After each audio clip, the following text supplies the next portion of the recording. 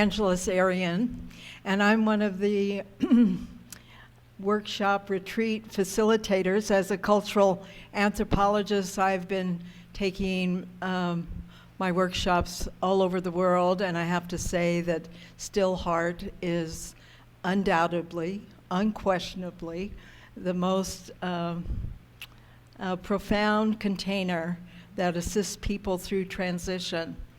There are really 5 transitions that everybody goes through, and many of us are in 3 or more of them at the same time, the confluence of those. When you think that on this planet at this time, everyone is in at least one of these 5 transitions. The transition with work, how many of us are in a work transition in the room? How many are in a relationship transition?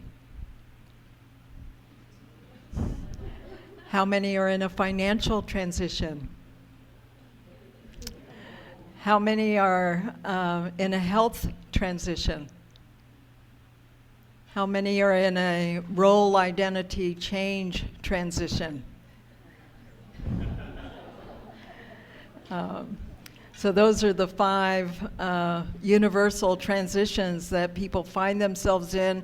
And whenever anyone is in a transition, they often are looking or seeking some guidance or places to go in which to get that guidance. Or even if I'm not in transition, there's a drive in the human spirit that wants to be more personally and professionally effective. And so as a cultural anthropologist, and I had the pleasure of first meeting Joan at the Institute of Transpersonal Psychology some years ago when I was a core faculty member there and at other Bay Area institutions as well. And even then I could see that here was someone who was a visionary, and the heart itself is an organ of vision. And I think it's interesting that she and her husband have really come together to provide a place where we can do the inner work of spirit, but the outer work of action, because they both are a dovetail to everyone's experience.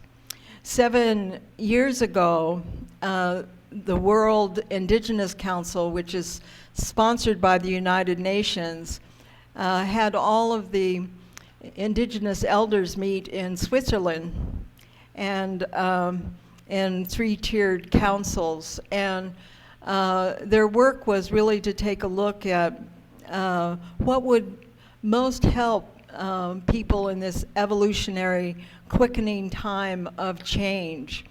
And they wanted to take a look at all the prophecies that each of the tribal peoples worldwide have for this time of the 2000s and going into 2050, and to see if any of their prophecies, if there was one place that they all conjoined.